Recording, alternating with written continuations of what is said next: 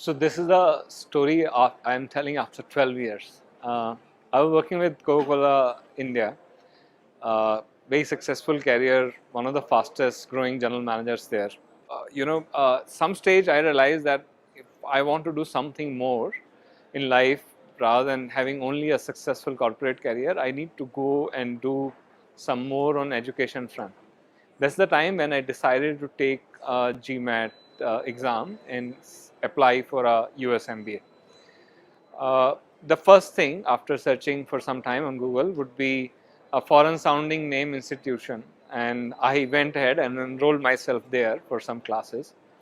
My diagnostic test was 620 score, and after 3 months of classes there, I moved to 650, like nothing. Like I think that it would not happen, right? Like I won't be able to do MBA now. That's the time when somebody gave me a reference for Kalyan. His office was in Kormangla. I was living in HRBR layout, and if you are from Bangalore, then you know that you don't take anything which is more than 1 hour distance away. So I started from HRBR layout, trying to like go to Kormangla to have the diagnostic class. It's just fantastic. That 1 hour, that probably 1 hour changed my life quite a bit. Like it was, I felt quite confident about myself. Fell in love with English language again. It's just very good. Brought my confidence back in that 1 hour. From that moment onwards, I was pretty determined. Like Kalyan told me to take a GMAT date, and I booked a date. Actually, date was 4 months from when we first started taking it. 5 months, I think. Yeah, 5 months from that. And October, like we just started the classes. I used to travel from HRBR to Kormangla. It just opened me. By the end of that class sessions, after 3 months, I was regularly hitting a score of 800 there, and that's like just like fantastic. Like I was very confident. I went to take the test on the date, and it was a final score of 770. I saw 770 score on screen, and I was very disappointed because I was thinking that I'll get that 800. I came out. The instructor. This was this test center in Manipal, very near MG Road, and that lady was, "Oh, congratulations! You scored very well. Nobody in this center has scored 770 so far." It's just fantastic. It's just I was so happy. I took my phone from the locker and called Kalyan and thanked him. Thanked him for changing my life from that moment onwards. Great, guys. Welcome to the session. I'm just trying to flip the screen. I'm going to share my screen. Give me a minute here.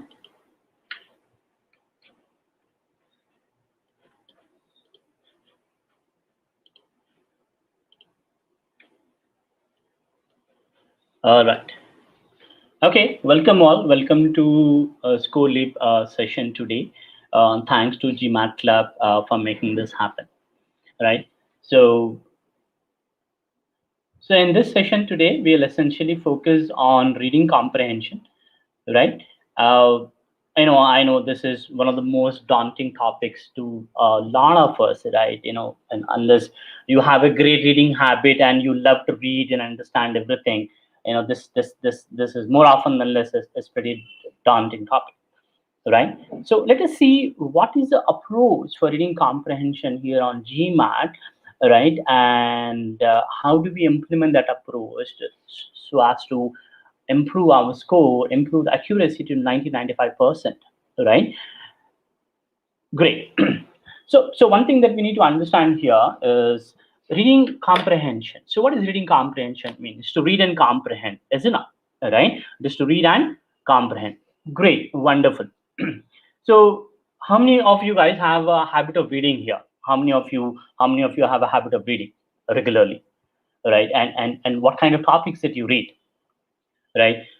Most of us, even though a lot of us may not have a habit of reading on a regular basis, but even when we essentially read the topics of our choice, right? Something that we would like to read, from your either from your work related or something from your hobby, right? You don't read something like this, right? How does rats, pigs, and ants and insects use their excretory organs to maintain internal metabolic food system in the body in the water deprived areas, and say, wow, what an amazing piece of a topic. Let me read it and understand, right? Is it not, right? We don't want to read such topics unless you are a biology student, unless you like to read such topics, right? Okay, so when I give this topic, I'm talking about a topic or a subject normally most of us hate types, right? Okay, but this there on the GMAT, it's there on reading comprehension, so therefore you need to read and comprehend, right? You need to read and comprehend. Yes, right. So you start reading the first sentence of the first paragraph to comprehend, right? You started reading the first sentence, the first paragraph to comprehend. As you are reading, you suddenly realize that the sentence is going on and on and on and on. The sentence is not ending anywhere, right? So your focus is from reading and understanding the sentence to see where exactly the sentence is ending, right? Okay, the sentence is ended at fifth or sixth line. Okay, great. Now you reread the sentence to understand what it is trying to say, right? Okay, and then you go to the second sentence. Again, the same story with the second sentence, very, very long sentence, right? The entire paragraph comprises of just two sentences, right? So you reread it until you understand that. Great, wonderful. You read and understood the first paragraph. Now you go to the second paragraph. Again, the same story here, very long sentences, difficult to comprehend sentences. So you reread to understand what exactly it is trying to say, right? So you read and comprehended the second paragraph, but you like, wait a minute, what was the connection between the first and the second paragraph? You would like to you would like to quickly go back to the first paragraph and check, hey, what's happening there, right? You want to see the connection. Again, then go to third and in the fourth paragraph, right? So what do you do here? You read, you reread. Basically, what you're doing is you're spending significant amount of time on reading and comprehending the passage. Wonderful. But that's not all, right? You need to go to the question. So you go to the question, you read the question. If the question is a simple question such as what's the primary purpose of the passage, it is relatively easy to understand. But if the question is again very long, right, 3 or 4 lines, it takes some time to read and understand the question as well, right? So you spend some decent amount of time on reading and understanding the question. But that's not all. You need to answer the questions, right? So you want to go back to the passage and check where the answer is, right? So you try to go back to the passage to check where the answer is. Then you suddenly realize that, hey, you know what? Answer choices are here and the passage is here, right? Why do I have to go back to the passage all the way again? Let me just compare my answer choices with the passage, right? And see which answer choice is mentioned there. So you take answer choice A, compare that with the passage, you see it is not there, so throw it away. You go to answer choice B, you compare that with the passage, you see the exact answer choice is mentioned, the exact sentence is mentioned in the second paragraph, second sentence. Wow. So that sentence is there in the answer choices and the sentence is there in the passage as well. Therefore, that should be the correct answer, right? So what you did here, you spend little amount of time on answering the question. Now, tell me, for what you get the score? Do you get the score for reading and comprehending the passage, or do you get the score for answering the question? Obviously, right? We get the score for answering the question. Is it not? So this is not the strategy that we are going to follow, right? Okay, and even if we try to spend so much of time to build our reading habit, how much you can get expert in 3 to 4 months or 5 months of time, right? Unless you are being a reader all your life, you just can't increase the reading speed or comprehending speed in 3, 4, 5 months of preparation. It's not. So this is not the strategy that we are going to implement given the time with an objective of the score, right? So my focus is essentially on the score. How can we get a good score on the GMAT essentially, and more specifically GMAT verb, right? Okay, so therefore we are going to follow a completely opposite strategy where we are going to read and understand a little, okay, right, but little the passage, but we need to understand a little bit of a question, otherwise we cannot answer it. But we spend good amount of time on answering the question. Why? Because this is where the return on the investment is maximum. Return on the investment is maximum, right? A lot of times you may read, understand the passage and spend so much of time, energy and effort, right? And you know that you will not get questions from across the passages, right? And in fact, there are going to be at least one chunk in the passage, one paragraph in the passage, which will annoy you so much, you just what nonsense it is trying to say. You will not comprehend it. So we are spending so much time and energy. And let me tell you, to your surprise, you may not even get even single question from the paragraph. So tell me that your time, energy, and effort in reading and comprehending that chunk of the passage is really justified? Obviously not, right? So let us not do that. Okay, let us focus more on answering the question than simply reading and comprehending the passage. Okay, so that's what exactly our strategy is going to be. Okay, and this particular strategy is what we call it as the FIRE strategy. FIRE. It works wonders, guys. It works wonders. Okay, most of our students get at least 90%, if not 100%, all of them get accuracy on reading comprehension. The people who mastered the strategy. In fact, that is our core strength, right? People have mastered the strategy. Reading comprehension has become a gentle breeze. You will be able to answer the questions on the passage regardless of the nature of the passage, regardless of the subject, right? Your strength, someone's sense may be text, someone's sense may be science, someone's sense may be history, someone's sense may be let's say literature. Is it not, right? Regardless of what your strength or weakness is, you will still be able to answer each one of the questions effortlessly and get a fantastic accuracy on reading comprehension. So let us see how to do that. Now, having said that, let me tell you, this is not a magic formula or something. I'm not giving a magic formula. There is no shortcut for the success. There's absolutely no shortcut for the success. There is a systematic and strategic approach, right? This strategy has worked for a lot of students, worked for myself, worked for a lot of students, and I'm sure if you follow this diligently, okay, 100%, you will see a fantastic result. Okay, this is something like this, guys. How many of you guys here are salespeople? Where you guys were in sales type of a thing? How many guys were here are salespeople, right? I'm sure that each one of you guys must have seen a salesperson in your life, right? Right. So how do you react to the salesperson? If you're in India, you must have seen this. Sales guys, right? Who come door to door. There's Eureka Forbes guys who were selling vacuum cleaners. How do we react to them, right? We just say, nobody's there, please don't come types, right? We respond very harshly to them. We don't even care. We tell them, no, we don't want, nobody's there, and we just shoo them away, right? So as a sales thing, the salesman has to go to that particular territory every 15 days and try to meet the same clients, okay, to see if he can get sales, right? So there's this sales guy, okay, who came to you, okay, you said no to him 1 time, 2 time, 3 time, 4 time, 5th time also when he came, you are in a pretty pissed off mood. You're somewhere, you are not in a nice mood, and suddenly this guy, presses bell, ting tong. You're like, damn, how many times should I tell you, we don't want that, don't come here. We behave super harshly to him, we'll be super rude to him, right? He'll be like, what did I do? And he'll go away, right? 15 days later, again this guy has to come to the same place, right, to meet the same client. If you are a sales guy, will you go to that rude, stupid customer?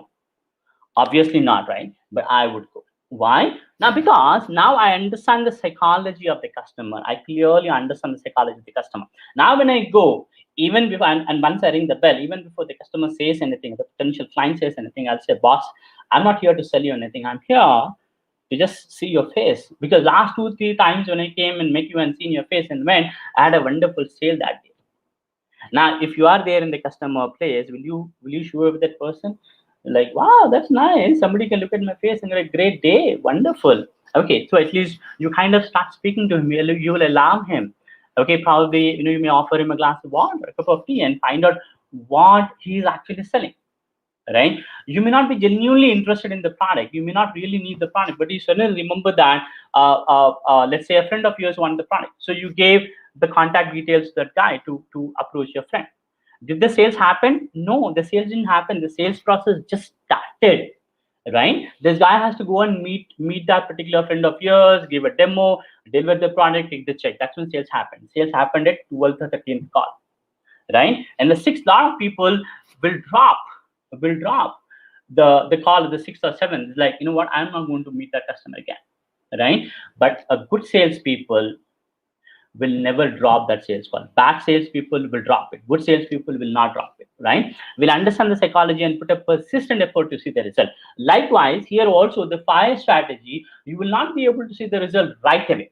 But if you implement that for 5, 6, 7, 8 passages, you will start seeing the result. By the time you come down to 12th or 15th passages, man, trust me on this, passages will become a super gentle breeze for you, right? But you have to implement it 100%.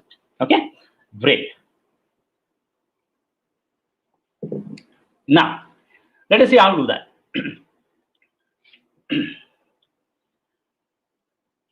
So how we are going to do here is I'm going to use a couple of sample passages to take you through the approach, right?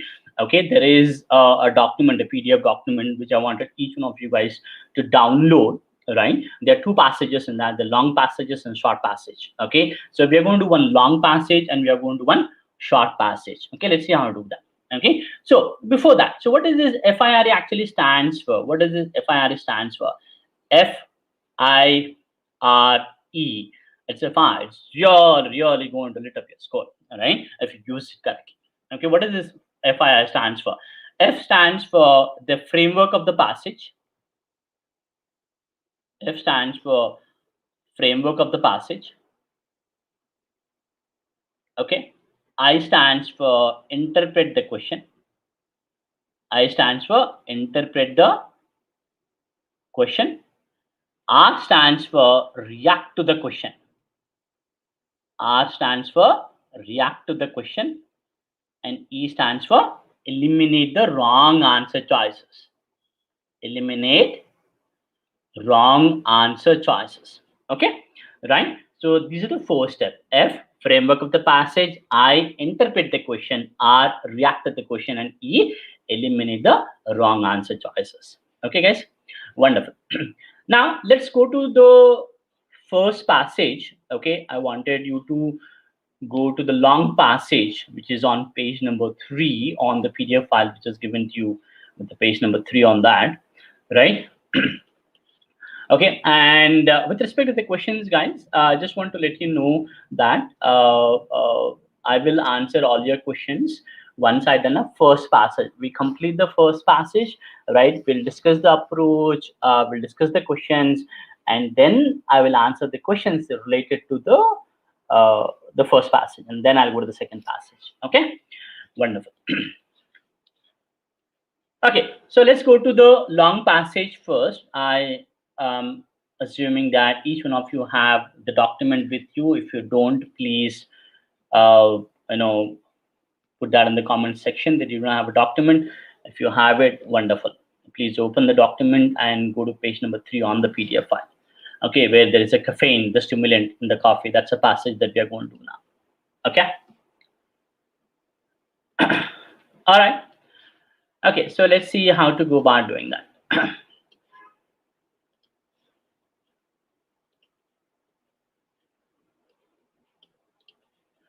Okay, so the first thing that we do is the framework of the passage. That's the first step, framework of the passage. Okay, how do we do framework? As I said, the purpose of the framework is to create a map. Okay, the purpose of the framework is not to read and understand the entire passage. Okay, it is, some people may be able to do it, but it is not very common. Okay, so I'm not talking about those top 2-3% of the people who can just read it and understand it. Let's not go there. I'm focusing on the middle 70-80% of the students who will struggle reading and comprehending the passage. Okay, and this is going to work wonders. So let's see how to do that. Now, the first sentence, the first step that we do in the framework is we read the first sentence of the first paragraph and paraphrase it. Now, when I say paraphrase it, I'm not talking about writing the entire sentence in your own words. I'm just talking about taking the basic English out of it. Let's see how to do that. So this particular thing, the first sentence here says that caffeine, the stimulant in the coffee, has been called most widely used psychoactive substance on the earth. That's the first sentence, right? So how do you do that? So this is the first paragraph. Caffeine is widely used psychoactive substance, right? Caffeine is widely used psychoactive substance. That's it. Okay, and then it says that the second sentence says that Snyder, Daly, and Burns have recently proposed that caffeine affects behavior by countering the activity in human brain of naturally occurring chemical called adenosine. Now, one thing that you need to understand is RCs are like stories, guys. Okay, you watch films, right? In a film, there is always characters, right? In a film, there are characters and there are principal characters. There are, in fact, a lot of characters, but there are only a few principal characters which are driving the story ahead, right? Okay, now that's what the focus will be shifting towards it. Okay, now from the second sentence onwards, when I'm reading that particular sentence, I'm not trying to essentially read and understand. I'm trying to do two things here. Number one, identify a general keyword. Okay, a general keyword is that keyword which will be there in any passage regardless of the nature of the passage. Okay, general keyword essentially gives you the storyline. Like in any film, in any movie, there is a storyline, right? Likewise, here also on the reading comprehension passages of GMAT, very beautiful passages, amazing passages, they all have story. You have to look for the storyline. Okay, right? So general keywords are words such as recent studies, discovery, right? Results, findings, exceptions, what do you say, examples, assumptions, conclusions. These are all the variety of general keywords that GMAT essentially use to build a storyline. Okay, that's the first thing. Second thing, as I said, there are characters. Just like in any film, in any story, there are characters. Here also on the GMAT passages, there are characters and there are principal characters. Okay, the focus is on principal characters. Now, how do I identify those principal characters?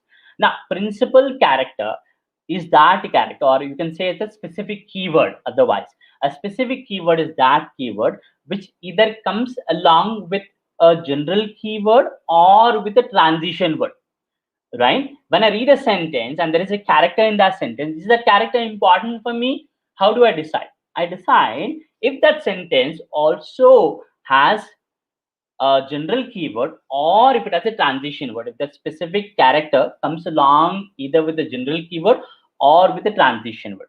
We understood what are general keywords and what are transition words. Transition words such as however, although, but, right? Additionally, moreover. Transition words gives the direction to the story, right? General keywords are storyline. Transition words give the direction to the story, right? So a specific character, a specific keyword is a keyword for me only if that comes along with either general keyword or with a transition word. Now, if I look at in the sentence, it says that again, Standard Daily Birds have recently proposed. You see that recently proposed that caffeine affects behavior by countering the activity in human brain of naturally occurring chemical called adenosine.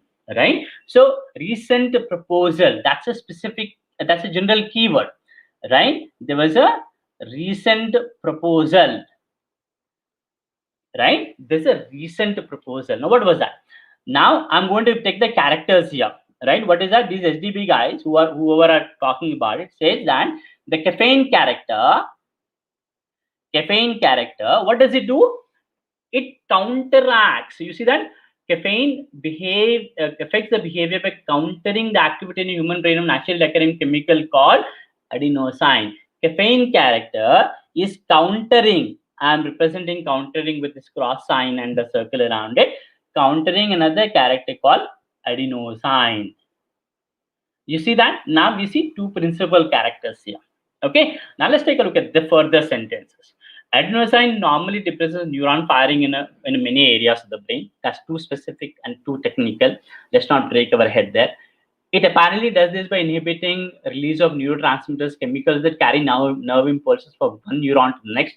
Again, too technical. If you're not a biology student, if you're not comfortable with biology topics, it's very difficult to understand this. Like many other agents that affect neuron firing, adenosine must first bind to specific receptors in a neuron terminus. Again, too specific in nature. There are at least two classes of receptors which have been designated A1, A2. Sine et al. Propose that caffeine, which is structurally similar to adenosine,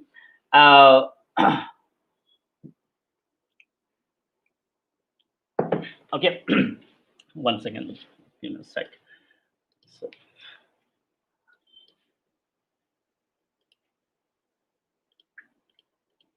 one second, the document got closed. I'm just trying to open the document.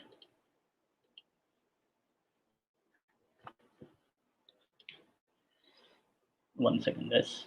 Sorry about it. I'm just reopening the document.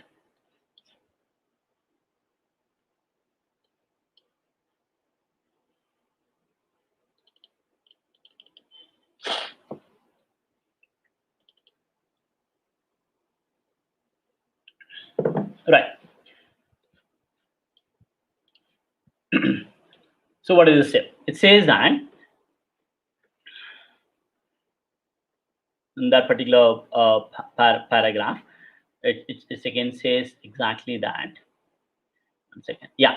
So it says that Snyder et al. Proposed that the caffeine, which is structurally similar to adenosine, is able to bind to both the types of receptors, which prevents adenosine from attaching there and allows the neurons to fire more rapidly than otherwise would. Right. So basically, the rest of the story is basically about how caffeine counteracts to adenosine. That is what it's talking about. Right. So therefore, here, this is the first paragraph. What happened in the first paragraph? Caffeine was widely used psychoactive substance, and then there was a recent proposal by this Nader, Daly, and Burns, who said that the caffeine counteracts another character called adenosine, and it talks about how. Right. So once you do this for the first paragraph, right, where you read the first sentence and then you paraphrase the first sentence and then you read the rest of the sentences sentence by sentence, identified the keywords and made a note of them. Then the next step is to summarize this paragraph in 2 to 3 words. Now, how do we do that?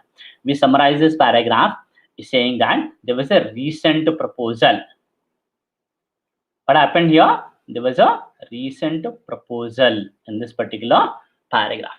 Okay, there was a recent proposal. Wonderful. So that's the first paragraph. Now let's take a look at the second paragraph. The second paragraph begins with saying that for many years, caffeine effects have been attributed to its inhibition of the production of phosphodiesterase, an enzyme that breaks down a chemical called cyclic AMP. Again, so much of technical details in it, but let's try to take the basic English out of it. The basic English is that caffeine character inhibits, so I put a down arrow, production of another character called phosphodiesterase. Right? It's another character called phosphodiesterase. Okay, right? That's another character. Great. So that's the first sentence of the second paragraph. So every paragraph, you read the first sentence, paraphrase it. When I say paraphrase it, try to take the basic English out of it. And then the second sentence, it says, a number of neurotransmitters exert their effects by first increasing cyclic AMP concentration in target neurons. Again, technicality, let's drop that. The next sentence is, therefore, prolonged periods at elevated concentration, as might be brought about phosphodiesterase inhibitor, could lead to the greater amount of neuron firing and consequently to behavioral stimulation. Now, again, there's too much technicality, but one thing that we understand here is that when I see this word therefore, right, we know that there is some kind of a conclusion, right? When you see that the word therefore, we know there is some kind of a conclusion. And then it says that, but immediately started with saying that, using the word but Snyder et al. Point out that the caffeine concentration needed to inhibit the production of phosphodiesterase in the brain are much higher than those that produce stimulation. Okay, again, there's too much technicality, but basically the moment I see the word but, okay, when I say something and immediately you say but, it implies that whatever I just said, you not agreed to it. Okay, so Snyder, Daly, Burns did not agree to this. Okay, the Snyder et al. Did not agree to this, and they said something different, something new. They said something new or something else. Right? Okay, so this is what happened in the second paragraph.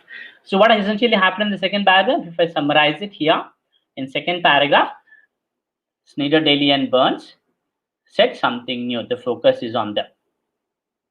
Right? The Snyder, Daly, Burns said something new. Okay, that's the second paragraph. Now let us go to third paragraph. Now what happened in third paragraph? In third paragraph, it says saying that to buttress their case, the caffeine acts instead by preventing adenosine binding. Sneed et al. Compared the stimulatory effects of a series of caffeine derivatives with their ability to dislodge adenosine from its receptors in the brain mice. Okay, there's too much of technicality here, but one thing that we can understand is to buttress. Buttress means what? To support.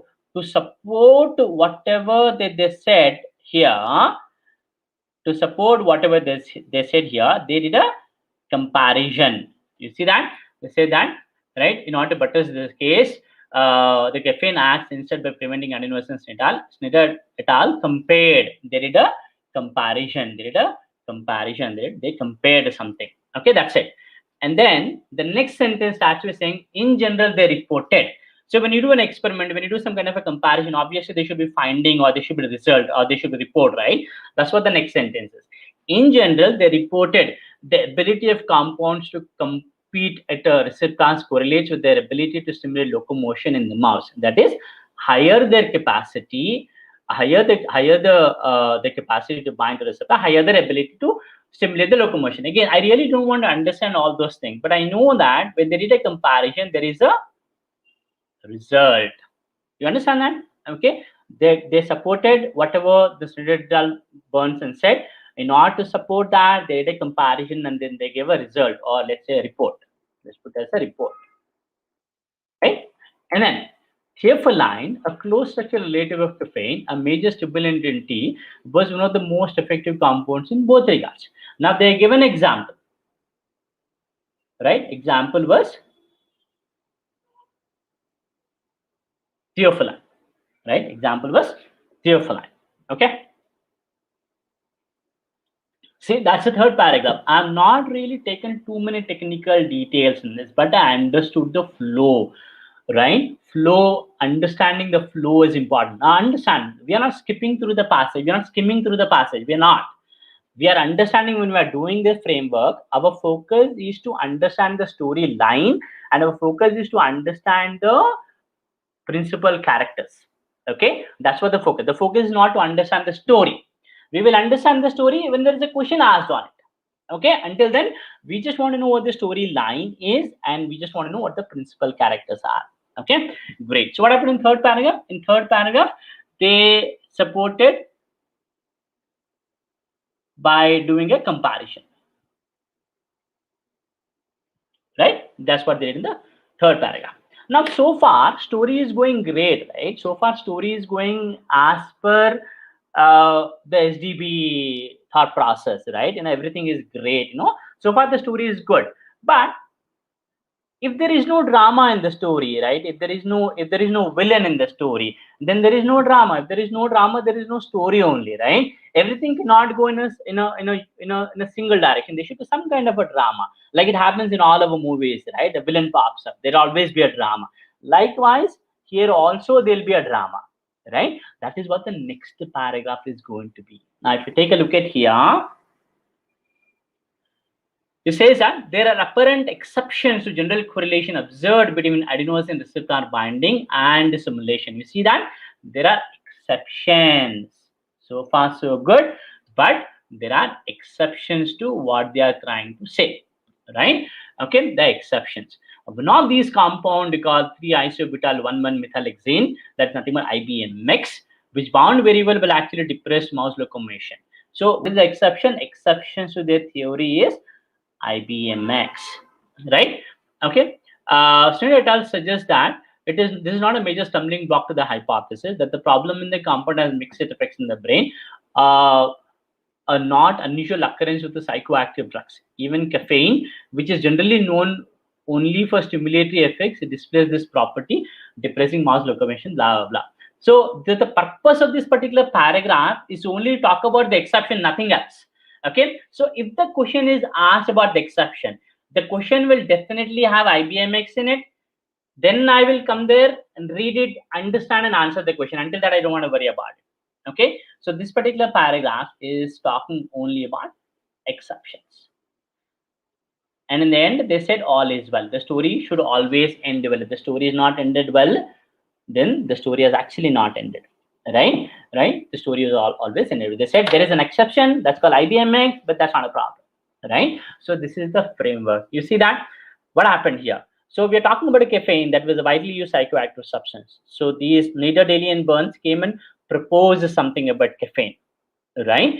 And then when they said something new, they did supported their theory by doing a comparison. They did a comparison, they gave a report and they gave an example. But they also said that there is an exception. Exception is IBM. However, that's not a problem. You see that, right? So that is the framework of the passage. Okay. Now, using this particular framework, let us see how to answer the questions here. Okay. Let us see how to answer the questions using this particular framework. Right.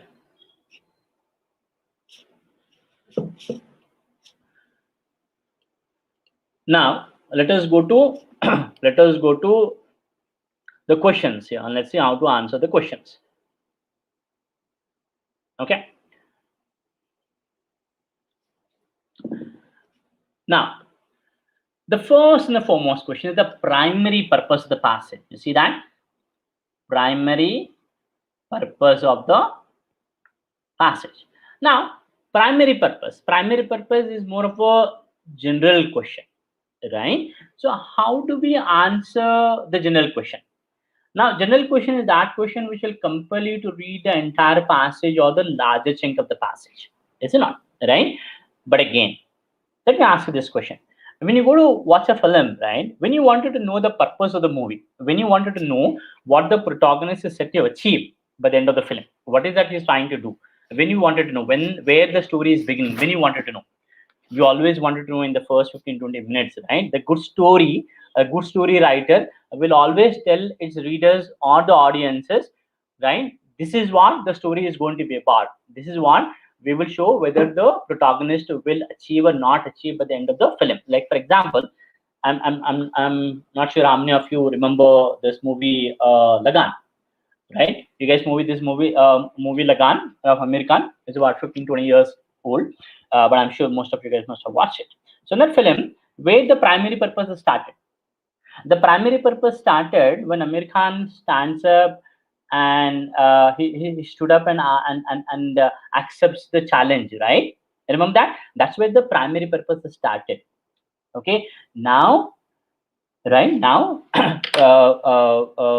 whether the hero is going to uh, uh, win or he's going to lose, that forms the rest of the story. But that's what the primary purpose is. So likewise, 90 to 95% of the time, the primary purpose should be there in the first paragraph.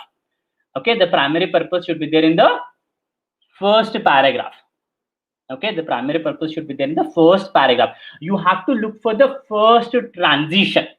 Look for first transition. Okay, that is where the primary purpose is. Look for the first transition. 90 to 95%, it is there in the first transition. 5 to 10% within the first sentence of the second paragraph, because the transition they started in the first sentence of the second paragraph.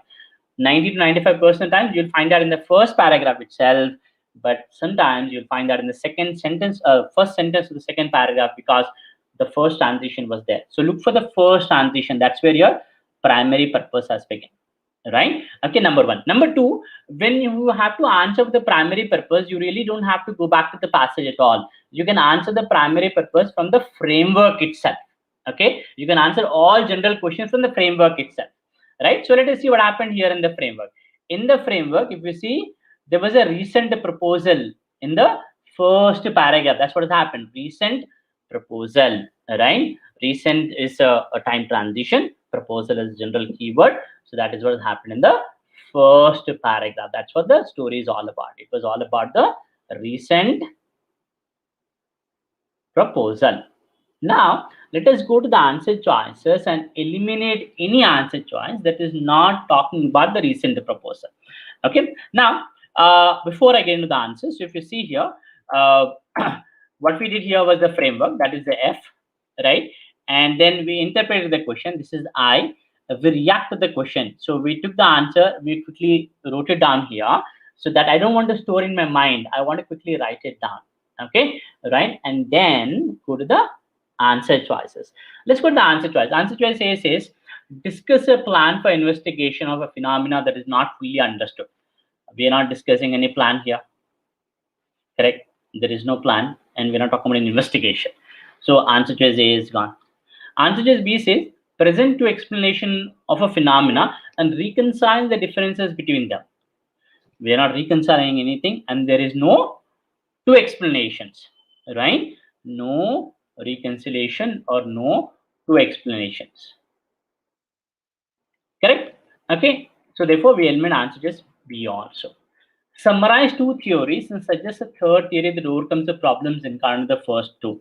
Again, there are no three theories, right? Okay, whenever you look at the answer choices, focus on this. Something similar to recent proposal, something similar to proposal must be there in the answer choices. If it is not there, then knock it off.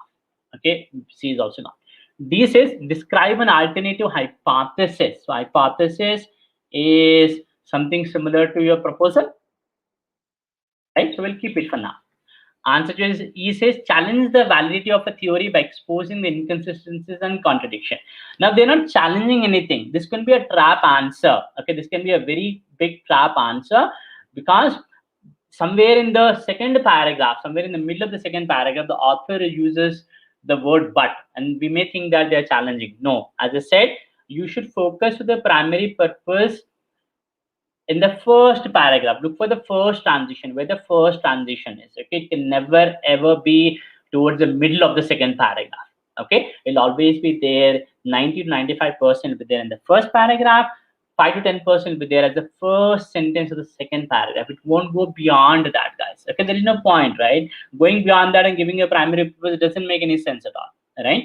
So therefore, E is also gone. There is no challenge here. Hence, the correct answer here is D.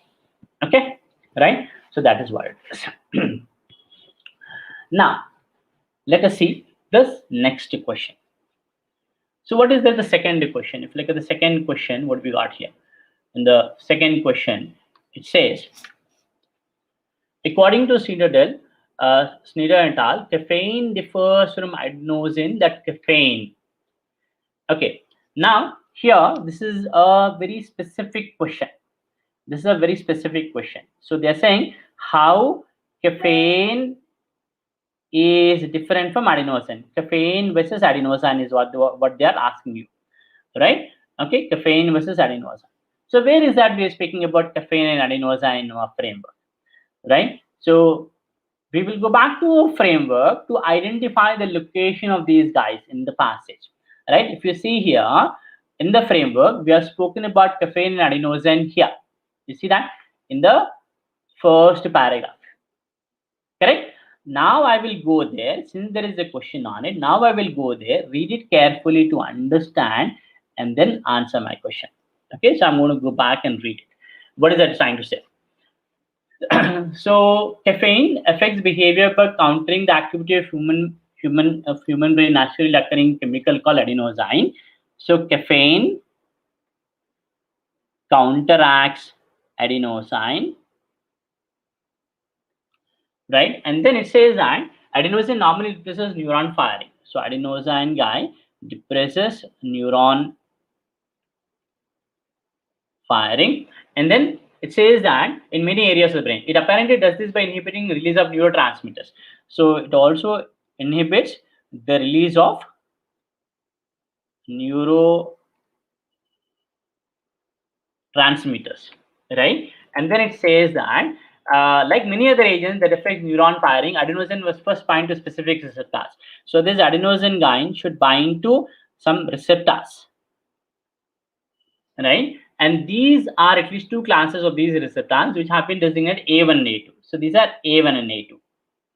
And then it says that Snyder et al. Proposed that the caffeine, which is structurally similar to adenosine, caffeine is structurally similar. So this is my diagram. Okay, what I'm doing here is I'm creating a diagram now, because there is a question on it. I'm going to go back to that location of the passage, read it carefully to understand it. Now, when I understand, I don't want to keep anything in my mind. I wanted to write it down. But when I have to write down, I don't want to write down the sentences, right? I want to create a diagram. Okay, that is what we are doing. This is what is called react to the question. Okay, so this particular thing is similarity. Adenosine, which is structurally similar, caffeine, which is structurally similar to adenosine, also binds to A1 and A2. It dislodges the adenosine from there, and it says that which prevent adenosine from attaching there and allows the neurons to fire more readily, right? So it increases the neuron firing, right? So we are looking at opposite behavior of caffeine and adenosine, right? Adenosine depresses neuron firing by depressing neurotransmitters. Caffeine will increase the neuron firing, right? Adenosine depresses neuron firing by depressing neurotransmitters. Caffeine increases the neuron firing, right? Now let us go to the answer choices and eliminate any answer choice which is not saying the same thing.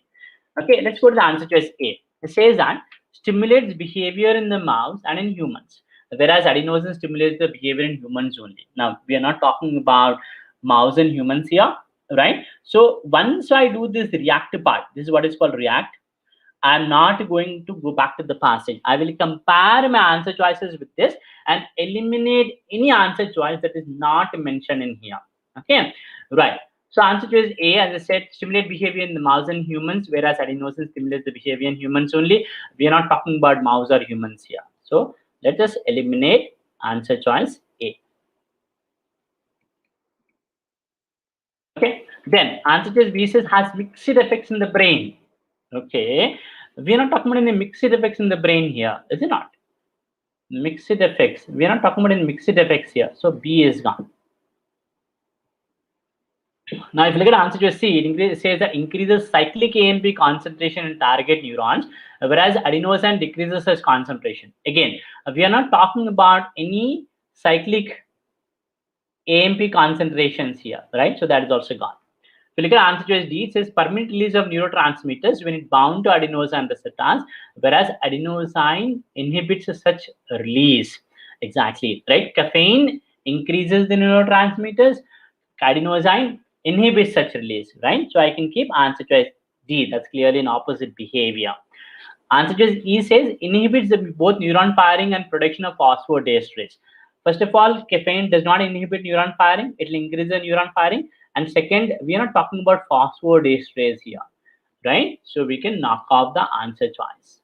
You see that most of these words, most of these answer choices have kind of mentioned somewhere in the passage. Okay, if you read and understood the whole passage, then you are like, wait a minute, this also I've seen somewhere in the passage. Let me go back and check. Oh, wait a minute, this also I've seen somewhere in the passage. Let me go back and check. So what you're doing is you're going back and forth between the answer choices and the passage, spending a lot of time. We don't want to spend such kind of time, guys. Okay, the maximum time that you'll be spending for elimination is around 30 seconds, 25 to 30 seconds. Elimination should not take more time. You are spending time here at the react part. Okay, this is where you spend around a minute. Okay, right? Be very, very clear here. Okay, guys, perfect. And then let's take a look at another question. Look at this question, such a beautiful question it is. In response to the experimental result concerning IBMX, Snyder et al. Contended that it is not uncommon for the psychoactive drugs to have. Wonderful question. Now, what is the keyword in this question? Now, remember one thing, guys. Every single question is about the character. Why the character is there or what the character is doing in the nutshell. Is it not? Right? Okay. And here, in this particular question, the character is IBMX. Right? So remember, where is that we have spoken about IBMX in our framework? I don't have to go back to the passage to search for that particular word. I just have to come back to my framework. And in my framework, I've spoken about IBMX in the 4th paragraph. You see that? Now there is a question on it. I wanted to go there, read it carefully to understand. Why? Because there is a question on it. I want to go back there, read it carefully, understand it, so that I can eliminate the wrong answer choice. Understand and diagram. Do not store anything in your mind. Let me tell you this. If there is any enemy for you on the GMAT, that is your own self, your mind. Because we have a volatile memory, right? We immediately forget. We read something and we forget something. Is it not? So don't store anything in your mind that unnecessarily stress you up, right? And that possibly confuses you. Make a note of it. Write it down. But don't write sentences. That'll take too much of time. create a diagram. Okay, right? That comes with the practice. You need a significant amount of practice on that. Okay, now let's see. Now let's go to the IBMX, which is there in the last paragraph, and read it carefully to understand it and create a diagram here. So what does it say? There were some apparent exceptions to general correlation observed between adenosine and receptor binding and stimulation. One of these compounds was the whatever IBMX, which bound very well. So IBMX bounds very well. Okay, it bounds very well, very good. But actually depressed mouse locomotion. So this guy depresses mouse locomotion. Okay, this guy depresses mouse locomotion. Depresses again down arrow. Then the Snyder et al. Suggests that this is not a major stumbling block to their hypothesis. So the Snyder, Daly, and Burns said that this is not a block, right? And then they said the problem is that the compound has mixed effects in the brain. You see that? They're saying that the problem is this guy IBMX has got mixed effects in the brain, right? And then they also said that and not an unusual occurrence of psychoactive drugs, and this is not unusual in psychoactive drugs. Right? That's it. That's about IBMX. Now let us go back to the answer choices and eliminate any answer choice that is not saying the same thing. Okay, great. Answer choice A, it says mixed effects in the brain. Okay, we have spoken about mixed effects in the brain here, so let's keep answer choice A. Answer choice B says inhibitory effects on enzymes in the brain. I'm not talking about any enzymes here, right? So out. Answer choice C says close structural relationship with caffeine. Now, structural relationship, when you read that, that will kind of ring bell in your mind. It's like, wait a minute, I've seen structural relationship, but I have not spoken here about structural relationship, right? So don't worry about it. That's gone. We're not talking about any relationship, structural relationship here, right? And then answer choice D says depressive effects on mouse locomotion. Depressive effects also we have mentioned here. You see this depressive effects on mouse locomotion. So I'll keep answer choice D also. Answer choice E says the ability to dislodge caffeine from the receptors. Again, we are not talking about any receptors here. Correct, no? So E is also gone. Okay, guys. Now we are not done yet. We are left with answer choices A and D. Okay. Now what do I do? Now what do I do is I'll quickly go back to my question and see, do I have any other trigger word there, right, to eliminate one of these answer choices? Yes. If you go back to the answer, if you go back to the question, it says that not uncommon for the psychoactive drugs, right? So the keyword here is not uncommon in psychoactive drugs. So what is not uncommon? We can clearly see that mixed effects in the brain is usual in psychoactive drugs, right? So I can keep that there. Mouse locomotion, we are not talking anything about not uncommon, not unusual, right? So we will eliminate this, right? So answer choice A is what is not uncommon, right? Hence A is the correct answer. You see that? Because there is a question on IBMX, we came here, we read it, understood, answer. If there is no question on IBMX, I don't even have to come here, right? And what, you get like 3 or 4 questions per passage, right? You don't get 7 and 8 questions or 9 questions, right? Like if you see in an official guide, you get 9 questions, right? A lot of passages will have 6 to 8, 9 questions, right? But on GMAT, you don't get 9 questions or 6 questions for any passage, no? 3 or 4 questions is what you get, right? So that's what I'm saying. In the cross entire passage, you just want to get 3 or 4 questions. Then why the hell I need to really read and understand the whole passage? Correct? I would want to go to those areas and understand those areas where there's a question on it, and then I can read it, understand, and answer it. That's all. Remaining thing I don't want, right? That's the focus is on. Okay, guys. Very good. Then I'll quickly discuss one more question from this particular passage. I will probably go to 6th question actually.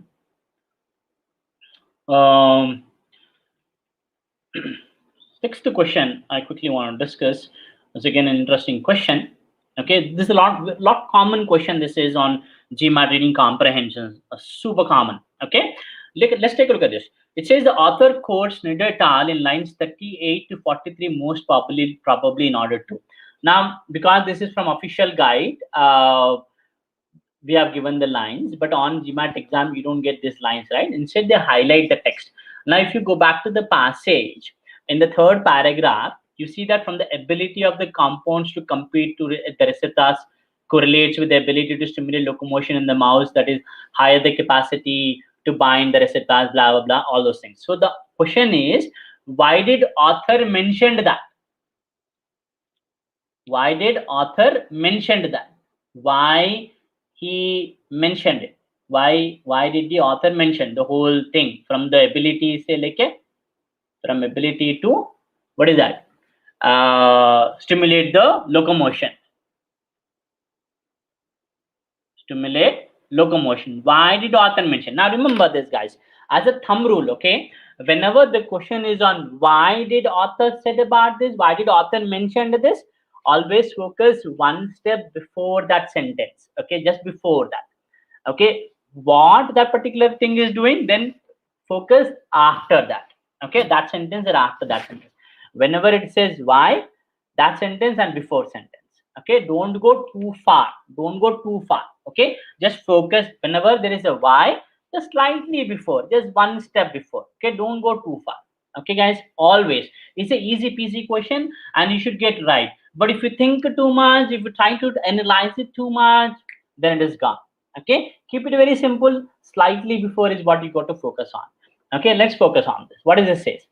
It says the previous sentence, of course, is to better the case, the caffeine acts instead by preventing adenosine binding. Snyder I'll compare the stimulatory effects of series of caffeine derivatives with their ability to dislodge the adenosine from the receptors in the brains of the mice. So we know that in order to support whatever they said, they did a comparison. They did a comparison, and then in general they reported. So the rest of the sentence is nothing but the report to this particular comparison, right? Nothing but the report to the comparison. This whole thing is nothing but the report, right? That's it. Now let us go to our answer choices and eliminate any answer choice that is not saying something similar to the report, right? A word that is similar to a report, not exactly the same word. Don't look for exactly the same word, something similar to it. Okay, right. So if I go back to the answer choices, what do I notice? If I go back to the answer choices, answer choice A says reveal some of the assumptions underlying their theory. Now there are no assumptions here, right? We're not talking about any assumptions, so therefore let us eliminate answer choice A. We are not talking about any assumptions, so A is gone. Let's take a look at answer choice B. Summarize a major finding. Okay, finding is something similar to report. We'll keep it for now. Answer choice C. Point out that experiments were limited to the mouse. Okay, again, we're not talking about experiments being limited to the mouse, and this kind of answer choice is mostly incorrect, right? You don't conduct experiments to limit them to the mouse, obviously, right? Okay, that's not what it is. So C is gone. Answer choice D, indicate that the experiments only result in general correlation. See, these are all the words that can easily trap you, right? General correlations. First of all, guys, let me tell you this. The word only is an extreme word, and GMAT just doesn't like extreme words. Okay, don't try to eliminate any answer choice that uses extreme words like only, should, always, must. Now the answer choice can be extreme. So just eliminate them. Okay. Having said that, your focus should be on this. Okay, we are talking about a report. Anything that is not this, that is gone. Okay, as I said, why it is mentioned, always look one step before, don't go too far. Okay, so that is gone. Answer choice E again says the natural name refute the objections made by the supporters of older theory. They're not refuting anything here, they're just giving you the result of the comparison that they did. Correct? Refute is incorrect, so therefore the correct answer here is answer choice B. Okay guys, that's how it needs to be done without trying to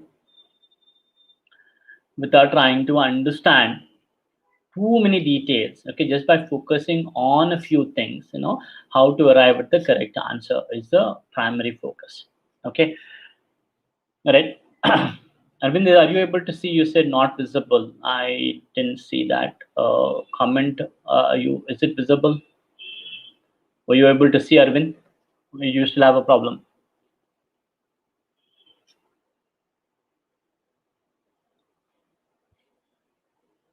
Okay.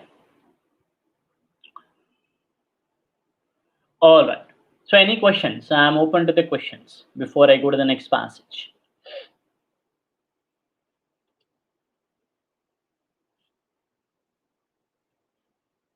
Someone who wants the solution set for all the questions, I can mail you guys. You can text your email IDs or quickly go to our website, and there is a page where you can give your details, and we should be able to mail you the entire solution set for this passage.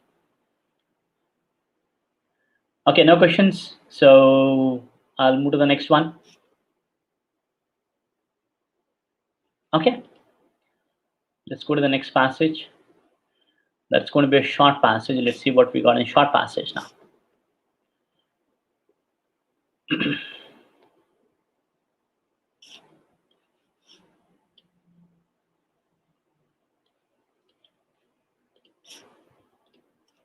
Okay. So go back to the short passage.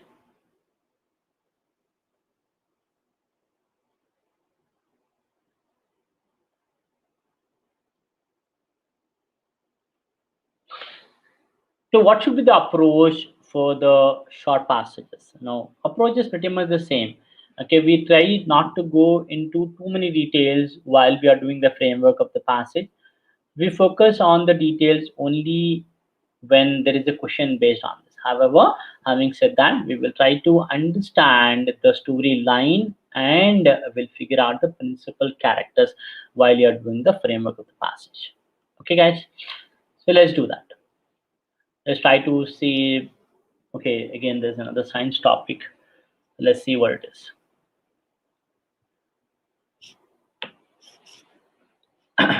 Just want to open that.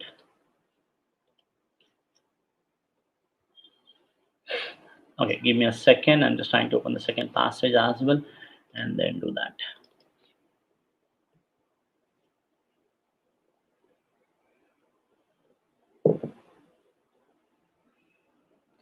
Okay, so let us see what is there in the second passage. Okay. Okay. So again, we read the first this entire basically there's only one paragraph here. Okay. This is short passage, just one paragraph. So how do we go about doing the framework and how do we go about answering the questions? So let's take a look at it. So it says, although genetic mutations in bacteria and viruses can lead to epidemics, some epidemics are caused by bacteria and viruses that have undergone no significant genetic change. Okay, so what is the trying to say? They say that the genetic mutation, normally it's the genetic mutation that led to the epidemics. The genetic mutation that led to the normally leads to epidemics. But without a genetic mutation also there can be epidemics, right? Without genetic mutation also there can be epidemics, right? Undergone no significant genetic change. That's what without genetic mutation also they can be epidemics. That's it. Then in analyzing later, scientists have discovered the importance of social and ecological factors to epidemics. So in analyzing this, they came up with two factors: social and ecological factors, right? Now let's see what are they. The first one, it says poliomyelitis, for example, emerged as an epidemic in the United States in 20th century, right? So the first example, they get the first example, which is nothing but poliomyelitis. Okay, I'm just looking for the spelling. Poliomyelitis, a difficult thing to spell. Okay, poliomyelitis. Okay, in the United States in 20th century. By then, modern sanitation is able to delay the exposure to polio until adolescence or adulthood, at which time the polio infection produces lysis. So this poliomyelitis is basically because of the modern sanitation. Sanitation. right? Okay. And then it says previously infection had occurred during infancy when it typically provided lifelong immunity without paralysis. It's all about poliomyelitis. Let's not have to copy it down. Thus, the hygiene that helped prevent typhoid epidemics indirectly fostered a paralytic polio epidemic. Okay, that's all about paralytic poliomyelitis. Then another example. Then they give a second example. Another example is Lyme disease, which is caused with the bacteria that are transmitted by the deer ticks. And then they said there is a Lyme disease. Lyme disease is because of what? Deer ticks. Lyme disease is primarily because of deer ticks. It occurred only sporadically during the late 19th century, but has recently become prevalent in parts of the United States, largely due to increase in deer population occurred simultaneously with the growth of suburbs and increased outdoor recreation activities and deer habitat. Again, we don't have to copy it down because we know that when there is a question comes, it definitely mentions Lyme disease in the question. Then I know where exactly to come and find the answer, right? So let's not try to worry about those specific details for now. And then it says similarly, an outbreak of dengue hemorrhagic fever became an epidemic in Asia in 1950s because of ecological changes that caused Aedes aegypti, the mosquito that transmits dengue virus, to proliferate. And then they gave a third example. So what is the third example? Third example is dengue fever, right? And this is primarily where this came in Asia because of what? Ecological changes called Aedes aegypti because of this mosquito Aedes aegypti. Aedes aegypti, right? The mosquito that transmits dengue virus to proliferate. The stage is now set in the United States for dengue epidemic because of the inadvertent introduction and wide dissemination of other mosquito Aedes albopictus. So in Asia is because of Aedes aegypti. In US is because of another mosquito that is called Aedes albopictus. Right? That's it. Okay, so this is what the entire passage is about, right? Okay, so what is that? There was some kind of a observation, plus there was an example. That's what has happened in this particular passage, right, guys? Okay, now let us see with this kind of a very crisp framework, how can we answer the questions? Okay, let us see how to answer the questions. So let's take a look at a few questions again here in the passage as well. So let's go to the first question. The first question says that the passage suggests the lack of modern sanitation would make which of the following most likely to occur. They're saying if there is no modern sanitation, if there is no modern sanitation, what would have happened? Correct? Now, where is that we have spoken about modern sanitation? Modern sanitation is, if you go back to the framework, that's the first example that we have spoken here. You see this? Now let us go back there and read it to understand carefully. Okay. Now, let's go back. It says poliomyelitis, for example, emerged as an epidemic in the United States in 20th century. By then, modern sanitation was able to delay exposure to polio. So modern sanitation, when there was a modern sanitation, it delayed exposure to polio, right? Until adolescence or adulthood, till adulthood, right? Previously, infection when at the time at time which polio infection produced paralysis. During the time, polio infection has produced paralysis, right? Okay, and then previously means when there is no modern sanitation. When there is no modern sanitation, infection occurred during infancy when it typically provide lifelong immunity without paralysis, right? When there is no modern sanitation, the polio was in infancy, and during this time there was a immunity, lifelong immunity for paralysis, right? Thus, the hygiene that prevented typhoid epidemics indirectly fostered paralytic polio epidemic. So, which means because of modern sanitation, there was no typhoid.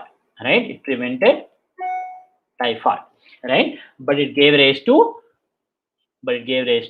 paralytic polio, right? But it gave rise to paralytic polio. Okay, guys, wonderful. Now let us go to the answer choice. See how tricky answer choice here are. Beautiful passage again and amazingly designed. So one of the major strength of GMAT is the way it designed the question and the answer choices, guys. Okay, they're not relatively. I mean, the passage by itself won't be relatively difficult, but the way that they design the question and the answer choices is pretty amazing. And you really need to understand the psychology here. Okay, instead of randomly trying to practice the questions and see how many of them you're getting right, how many of them getting wrong. Focus on the psychology. There is a very unique psychology that GMAT uses here, right? And mostly it uses human psychology, right? It's a beautiful way that they design these passages, they design the questions, and they design the answer choice. Let's take a look at this question here, as I was telling. So answer choice A says outbreak of Lyme disease. Outbreak of Lyme disease, obviously that is not right. We're not talking about Lyme disease. Answer choice B talks about mosquito. Wait, in an outbreak of dengue hemorrhagic fever, we're not talking about dengue here. So we can knock off the answer choice. 2, 3 answer choices, so you can you can comfortably knock off. The problem arises with those 2 or 3 answer choices, right? And you kind of struggle.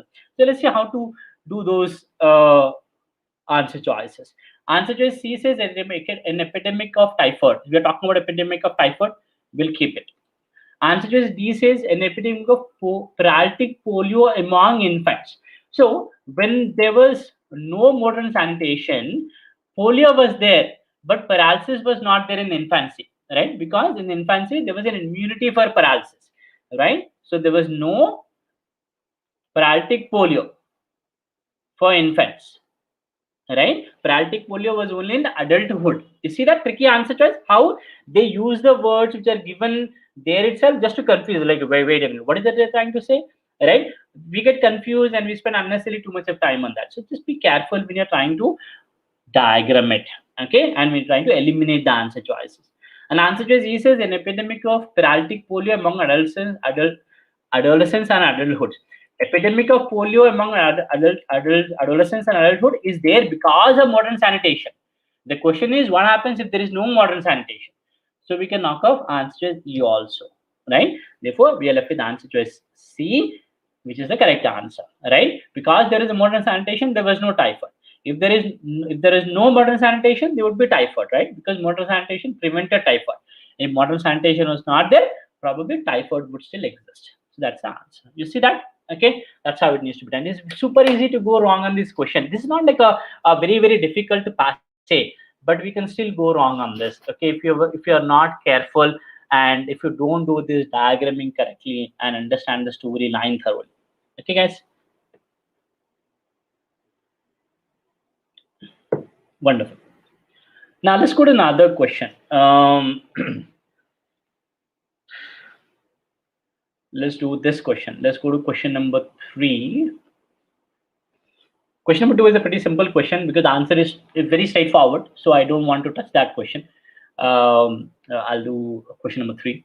So it can be inferred from the passage that it's an inference question. Again, inference question is one of the most, a challenging question that I have seen students encountering.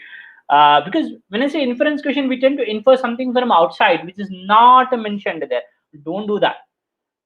These are specific questions, and for specific questions, the answers must be blatantly mentioned in the passage. So you don't try to infer anything, please. Okay, right? Your answer should be there in the passage in some other form. Okay, don't try to get any information from outside. You'll go wrong on that. Okay, right? Let's see. It can be inferred from from the passage that we're talking about from the passage. Okay, the Lyme disease has become prevalent in parts of the United States because of the following. Now, A, B, C, D, and E. Now we're talking about Lyme disease. And Lyme disease, where is that we have spoken? That's a second example. See that? That's a second example. Now let us go there and focus on that particular example and see what they are trying to say. Okay. Another example is Lyme disease, which is caused by the bacteria that transmits a deer ticks. So Lyme disease is because of deer ticks. Correct now? Because of deer ticks. It occurred only sporadically during late 19th century, but has recently become prevalent. So this was sporadic in 19th century. Now it has become more prevalent. Right now, correct now. Then what is prevent the passive is largely due to, see now the reason is coming, largely due to increase in the deer population, and that occurred simultaneously with the growth of suburbs and increased outdoor recreational activities in deer habitat, right? So this particular thing is primarily because of increase in deer population, and simultaneous growth of suburbs and increased outdoor recreation activities where there is a deer habitat. Okay, cool, beautiful answer again, amazing question. Let's see how can we easily fall for trap. Okay, so Lyme disease was because of deer ticks. It was sporadic in 19th century, but now it has become prevalent primarily because there was an increased deer population and there was a growth of suburbs. Also, there was a growth of outdoor recreation activities near the deer habitat, right? Wonderful. Now let's take a look at the answer choices and eliminate any answer choice that is trying to say something else which is not written here. Okay, great. Answer choice A, the inadvertent introduction of Lyme disease. Well, whenever we said that Lyme disease was introduced, right? We are not talking about introduction here. If the inability of modern sanitation methods to eradicate modern sanitation, not relevant here at all. Correct? No? Modern sanitation though not relevant. So knock it off. The genetic mutation of Lyme disease bacteria that makes it more virulent. Why are we talking about being it is virulent? Right? Knock it off. Answer to is D. The spread of Lyme disease bacteria from infected humans to non-infected humans. Okay. Now, we're not talking about infected humans and non-infected humans, right? There is no such specification of that is spreading from infected humans to non-infected humans. We don't know that, right? That the infection is spreading from humans to non-human, infected humans to non-infected, right? There is no such thing here we have written. An increase in number of humans encountering deer ticks. Yeah, a lot of people are going to the places where the deer habitat is. That could be a possibility. That should be the answer. You see that, right? So beautiful answers here again. D could be a very a tricky answer choice, and I've seen some of the students really falling for trap for that answer. We don't know about infected and non-infected humans, so let us not go there. The focus is on deer ticks, right? Because the Lyme disease is primarily caused by deer ticks. So let's keep focus there on deer ticks, right? Because a lot of humans are going to the places where deer ticks, and the Lyme disease is caused by the deer ticks. So that should be the reason. Okay, is that clear? Right? Right? Wonderful. Now let's go to another question, guys. Which one I should want to do is another interesting question I want to do. Actually, it's like a confusing question I want to do. Fourth one is also easy. Actually, it's not a very difficult question. Let me do it. Let me do sixth question. This is a brilliant question again. It again talks about Lyme disease only, but a lot of people go wrong simply read simply just like that. Let's see how to do this. Which of the following, if true, most strengthen the author's assertion about the cause of Lyme disease outbreak in United States? Now, this is strengthening question. This is more like a critical reasoning question. Critical reasoning and reading comprehension are kind of cousins, right? I mean, if you are able to get a good grasp on reading comprehension, you can apply some of the techniques here to critical reasoning and vice versa, right? If you're good at critical reasoning, you can apply some of the techniques in reading comprehension as well, right? Because there's a lot of overlap. Even critical reasoning, you have inference questions, strengthening, weakening, assumption question types, right? Same thing here, you have in reading comprehension as well. So let us see how to do this. Okay. Okay, now sixth, which of the following, if to most strengthen the author's assertion about Lyme disease outbreak in United States, right? Let us see. So basically, we need to strengthen the author's assertion. Okay. Now, if I use the same diagramming what I've done here, I use the same one. It says that the Lyme disease is primarily because of deer ticks. right? The we need to strengthen this particular assertion, right? So land distance primarily because of deertics, and this was sporadic in 19th century. Now it has become more prevalent. Correct, no? It was sporadic in late 19th century. Late 19th century, no? Yeah. But now it is sporadic. And then and then it also says that now this is primarily because of increase of deer population, and also increase of suburbs, and also increase of outdoor recreational activities where there are more deer habitat. Deers are there. Correct? Wonderful. Now, let us go to the answer choices and start eliminating them. This is again a very tricky question. See, what is that you need to understand is, forget about difficult stuff, guys. You know, the GMAT score is more about, in my experience, seeing students who have achieved a score of 37, 40s, 41, 44s in verbal, or a similar score in quant. When I say these numbers, I'm talking about percentile. It's not essentially about how many difficult questions you're getting right. It's more about how many easy questions you're getting right. It's more about how less silly mistakes you're doing. Okay, you'll be surprised, I'm sure, when you're taking a mock test, you must have realized, right? You know, when you're doing analysis, you must have realized you have done so many silly mistakes, right? If you can just avoid those silly mistakes, your score will bump by 50-60 points. This I've seen a lot of times, a lot of people. Okay, so focus more on easy questions and make sure that you get those questions right. Okay, because we know that we can get those questions right, is it not? Right? So invest that few more seconds and get that question right. Let's see how to do this question here. Now it says, which of the following, if true, would most strengthen the author's assertion? Right? Now let's go to the answer choices. The deer population was smaller in late 19th century than in mid 20th century. That's kind of a true, because there was a increase in deer population. So this is what something we have said from late 19th century. Now it was more prevalent because there was an increase in deer population. The deer population has increased. I can keep it. Now, where is it? The interest in outdoor recreation began to grow in late 19th century. Now, this is I'll keep this answer because this is very clap answer. I've seen a lot of people falling for this. I'll come back to this. I'll keep this answer for now. In recent years, suburbs have stopped growing. Well, I don't know whether they stopped growing. Right? That is beyond the information given. So C is gone. Answer choice D says outdoor recreation enthusiasts routinely take measure. We don't take whether they take measures. Right? That is again beyond the scope. Answer is D says scientists have not discovered vaccine. Array, where is scientist coming here into the picture? That is gone. So basically it's between A and B. Now between A and B, which one should be the wrong? Now, answer choice A says deer population was smaller in late 19th century than in mid 20th century.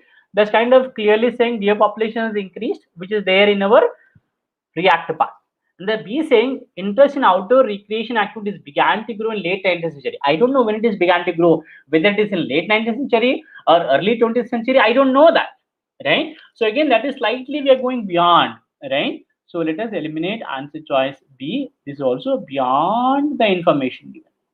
It has grown, that much I know, but when it has grown, when it has started to grow, I don't know that, right? I don't want to draw assumptions. I don't want to make assumptions there, right? I want to stick to what is mentioned blatantly in the passage, which is answer choice, right? That's how it is, guys. Okay. So that's that about the passages. Okay. As I said, you send us a mail. We'll be more than happy to give you the entire working of both the passages, how exactly we have used the framework, interpret the question, react to the question, eliminate the question, essentially the FIRE approach, right? To lit up your score and to make sure that you get a fantastic GMAT score. And I'm going to share some of those passages with you, right? Of what we have done. Any questions? I'm open to the questions. So please ask me the questions. Okay. I have examined Soumya Shah. Said that when examined 2 days, I currently take around 8 to 10 minutes with 80% accuracy to attempt one RC pass. I really want to reduce the time I take for RC pass. Will FIRE approach will be useful to me. Now 8 to 10 minutes for how many questions? if you're talking about, let's say, 3 questions, 3 to 4 questions, right? So 8 minutes is not a very bad idea. 80% accuracy is a little bad. You can definitely increase that to 90-95% accuracy in 2 days. As I said, Soumya, honestly speaking, this is not a magic pill, man. I mean, this is not a magic. This requires an amount of practice. Okay, while in the past we have had students who were able to jump the score by 70-80 points in a span of 1 week, but again, they know that nothing else have worked, and they gave 100% here, and they were able to implement it as it is and see the result. Okay, 2 days, I would honestly say that it's a very short period of time uh, to do anything there. So I mean, I don't want you to jump into applying the fire strategy now. Okay, take your exam and see how it goes, and just get back to us with your ESR, right? And then let us analyze your ESR, let us understand your strengths and weaknesses, and maybe we can formulate and devise a plan for you on how to improve your score, if in case it is not the score in 2 days is not what you're looking for types. Okay, right. The retention problem is there. I don't understand what is the retention problem. Is it about the screen? Are you talking about L? This is about 20 minutes ago. Anybody, any other question, please feel free to ask me.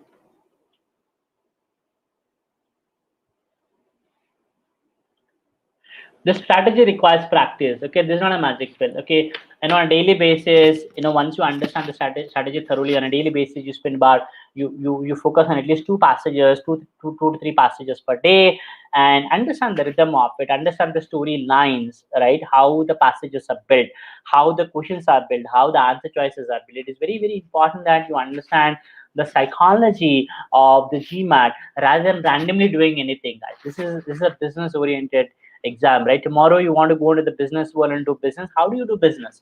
You cannot do business just on the air, in the air, right? You really need to understand your customers psychology. You really need to understand, if you become a leader, you really need to understand your team psychology, right? It's all about psychology. When you understand the psychology, it has become super easy for you to come up with ideas, strategies, game plans that can yield the result, right?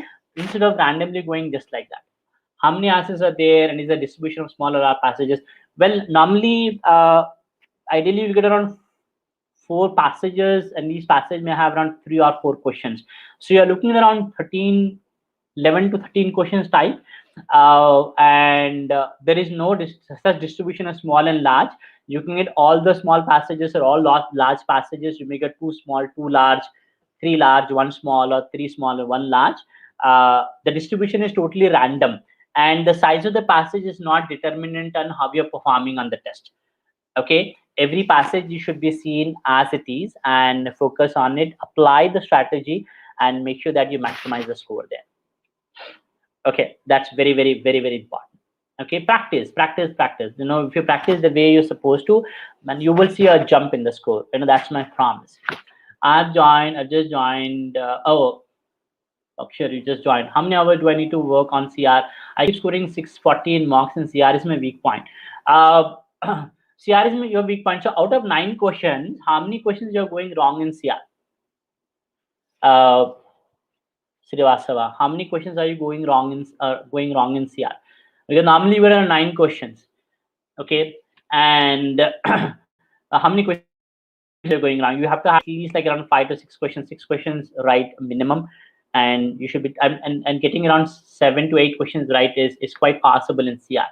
It's not about how many hours you need to work on CR. Again, the same thing applies here, Srivastava. It is very important that you understand the rhythm there, right? You understand how the argument is built and how the answer choices are built. Analyze it. It is not about the number of the questions, right? It is about the amount of time that you're spending on analysis. Are you analyzing it, right? Are you understanding the kind of mistakes that you're continuously doing and trying to devise a strategy to avoid such mistakes? That's what is important. If you can focus on that and the type of the mistakes that you're committing, and then devise a plan to 4 to 5 is okay. You are in the mid range, but as I said, you need to increase it to 7 to 8 minimum to begin. 7 is what you are looking at. You can get 2 questions wrong, but 7 is what you're looking at. But so spend time. It's just about matter of 2 questions and 2 or 3 questions. I'm sure you can do it, but as I said, focus on analyzing rather than randomly practicing. Right? Randomize the practice will give you a random result. Right? If you do systematic strategic practice, then you will get the result that you are aiming for. Right? So spend significant amount. Let's say if you are doing 20 questions in about, let's say 40 minutes, spend another hour analyzing it. Okay, look how the answer choices are designed, look how the argument is designed, right? And learn from it. Okay, what we should do if you don't understand a word in the passage, the meaning of the word is really crucial for understanding. No, if you don't understand, you don't understand. Over and out, right? You can't open a dictionary then and get the meaning of the word, is it not? See, idea is, understand this whole thing, guys. Idea is to do the best. Okay, idea is not to do perfect. There's nothing like perfect. Okay, don't aim for them. Don't try to aim for that. Idea is to do the best. By doing the best, you can be around in the bracket of 740, 750. Unless you wanted 800 and you're damn adamant on that, don't try to look for perfection. Okay, and it doesn't really matter. Once you hit a score of 740, 750, it's all the same, whether you get a 750 or 800.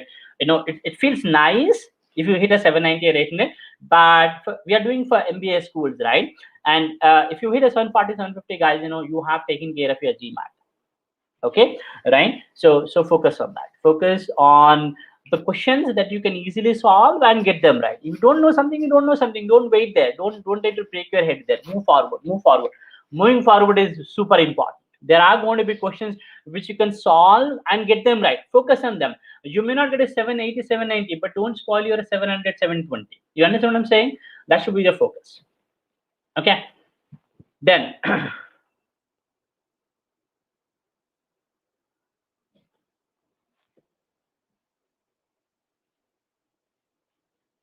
any other question?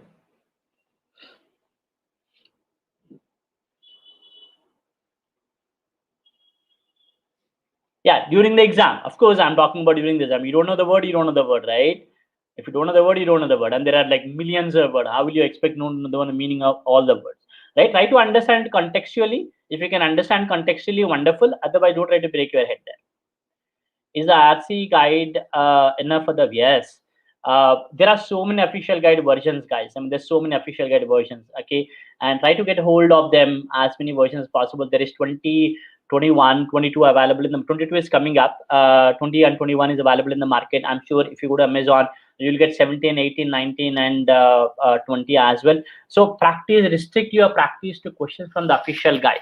Okay, because those guys are the guys who are actually building these exams, right? These are the ones who are actually designing the questions and the answer choices. So it'll be much more, your actual exam is much closer to what you see in the guides than otherwise. Okay, so stick to your preparation to a GMAT prep official guides. How can I slow readers? How can slow readers improve the speed for us? That's what I'm trying to say. It is not about the reading speed, okay? Because you just can't improve the reading speed overnight, right? Okay, so the focus, focus on the story lines. For every story, there is a line, right? Focus on the story lines. Okay, once upon a time, something was there, but recent studies have discovered something else. Study number 1, the result. Study number 2, the result. Study number 3, the result. So far, so good. But study number 4, given it gave a surprising result. That was an exception. Why? There is a question and then there is an answer. But in the end, all is well. So this is the structure of the passage. Focus on this.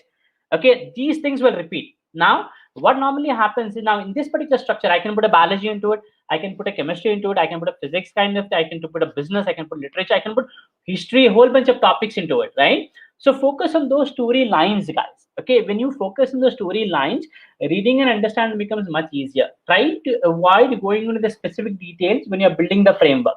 Go into specific details when the question is asked on that. Okay, right. So take notes, as I've shown the framework is going to help you a lot. Focus on that. Okay, and then from where should I prepare CR for CLAT exam? Focus on the official material as much as possible. Okay, focus on the official material is the best. Okay, all the time. all the time. Focus on the official material. And then Srivastava asks, and the question is that I do analyze and look up a mistake. My biggest problem is the time management exam. I'll always end up blind guessing 4 or 5 questions net. So your time management has to be programmed right from the beginning. Your time management should be programmed right from the beginning, right? You should know which questions to do. You should know which questions to let go, right? You should understand that. Like, for example, what I want to say is, like, let's take a look at a market. In market, there are 100 customers. Not a single company can have 100 customers, right? Even the top company, top FMCG company like Unilever, if someone goes with 100 rupees to a store, they'll only buy 80 rupees worth of Unilever product at max, all right? So even the largest, such a big company has only 80% market share and can consider market leader. And when you look at mobile companies, telephone companies and all, even if they have 35% market share, they consider market leaders. Correct? No, right? So that's how the focus should be. Your focus should be on the question that you can do it and get them right. Okay, so your time management has to be good right from the beginning. You should have an understanding of which questions I should let go. I don't want to spend time on the questions. Okay, on CR is the maximum 2 minutes per question. If you're spending anything more than that, that's a step. Right? Sentence correction, you should be able to answer in around 45 to 50 seconds, max 55 seconds. You're not going to go beyond that at all. Okay, right? And reading comprehension, as I said, framework should take around 1.5 to 2 minutes, and answering the question, each question should not take more than 2 minutes of time. So that should be our game plan, right? Should we spend more time practicing RCs every day? Yes, definitely. Three passages per day is a must. Okay, so focus on that, as I said, and spend time in analyzing it rather than anything else. Okay, spend time in analyzing, not simply randomly practicing. Okay, does GMAT CR and RC will be beneficial for CLAT exam? Maybe. I mean, it depends upon how close the questions are for the GMAT. As I said, again, GMAT as an exam is an algorithmic exam, right? You know, it also has an algorithm behind it that decides the scores, right? It's not simply the questions. Which questions you got wrong, where you got wrong, all those things matters, right? So it's very, very important to understand. Like, for example, like somebody can get let's say 10 questions wrong and get a score of 28 in verbal, and someone can get 12 questions wrong and still get a score of 33, 34 in verbal, right? Because there's an algorithm behind it. So so question wise, you see how much close they are. If they are close, you can use GMAT official material as well. And then I'm an engineering student with internship, hence it becomes difficult for me to find time out. If I just practice GMAT OG 2021, will that be enough? See, again, as I said, it's not about random practice. It should be a strategic practice. So make sure that you understand the approach to each one of those question types, right? Once you understand the approach, you practice from the GMAT official guide. 2021 is good. If you can prepare more, there are a lot of students who prepared just one official guide and were able to score 730, 740s. But again, as I said, it is not about the number of questions you do. It's about the quality of preparation that you put. That's what matters a lot for your score, right? You need to understand the GMAT from the GMAT point of view. You're not trying to learn English, or you're not trying to learn math. You're not here to become math expert or English expert. You are here to become GMAT expert. So understand GMAT from the GMAT psychology. Okay, not random preparation. So don't try to do, don't simply randomly answer the questions or practice it. Spend significant amount of time analyzing why an answer choice that is wrong, why it is wrong. Okay, focus on that. Yeah, I mean, this is not totally. There'll be some overlap between every OG, but there'll be some new questions, there'll be some old questions, right? They normally change around 25-30% every year, but there'll be a good amount of overlap between 2020 and 2021. So we can practice that. Okay. Wonderful. Any other question?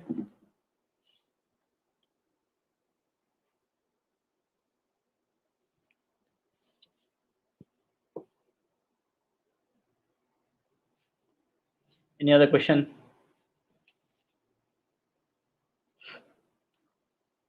Okay, cool, wonderful. So please go to our YouTube channel, Scoreleap Test Prep. Okay, and please like and subscribe there. You'll get a lot of information.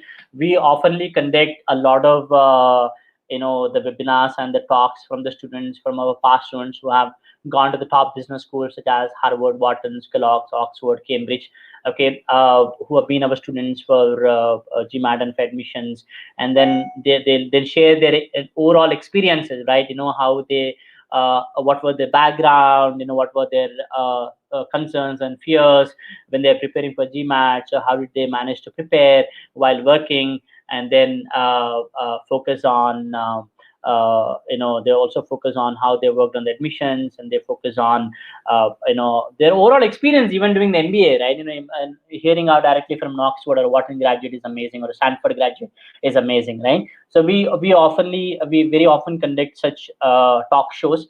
So, and they're all there on the website. I mean, they're all there on the YouTube channel right now, so you can go and visit them and go through those talk shows which you already conducted, and we plan to conduct more, and we'll keep you posted on that as well, so we get notifications too, right? And also, please visit our website, go through all the student success stories, visit my LinkedIn profile, and go through the testimonials from our past students, understand the experience. When I say testimonials, I'm not talking in terms of in terms of how we are, how great we are. No, that's not what the focus is. The focus is on the journey of a student, right? What was their journey, right? So you'll be able to connect and see whether you fall into a similar bracket, and if there is any scope that we can help you hit your dream score and perhaps go to your dream college. All right, so go through those things, and you can actually connect to me by email.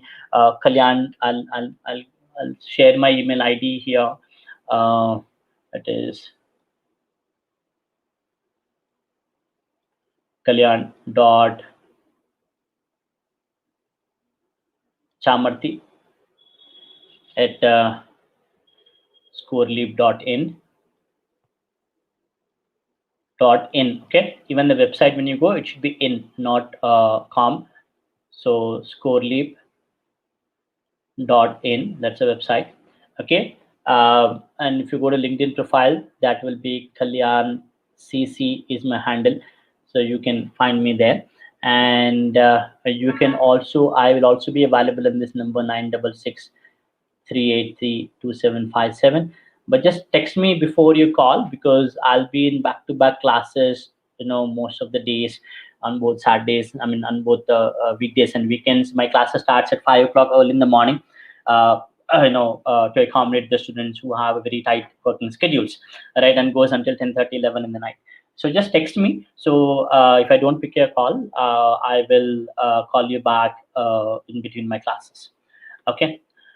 Wonderful, guys. Wonderful. Hope this session was very, very helpful, and you got some insights out of this particular session, and try to put the things in the practice, okay, and start seeing a great result there. Okay. Wonderful. Anything else you guys want to discuss?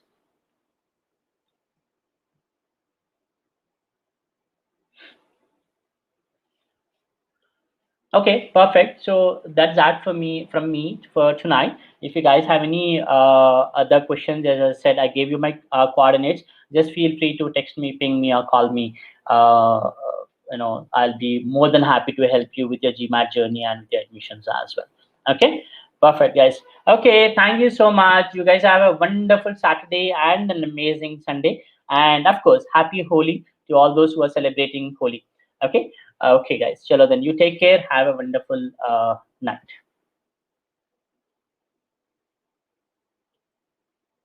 Is this the best part to start with the verbal section? Okay, you guys have to ask me questions fast. Okay, is the best part to start with the verbal section? Yes, yes. I mean, whatever works out for you. I would say try both. One in the mock test, you try with math, verbal first, and then math. And then see how it is impacting your score, right? There is no hard and fast rule. There are people who are comfortable with verbal and start with the verbal. I've seen some people who wanted some kind of a head start, which means they just don't want to start with the difficult section. They want to warm up, and they're good at math. So they start math and then go to verbal. But some students feel that they are fresh, mind is fresh, and they can do great in the beginning. Otherwise, they may get tired later on. So they start with the verbal section. See what best suits for you. So you experiment with a couple of mock tests, and then see how it is impacting your score, and then you adapt to that strategy. Okay, cool.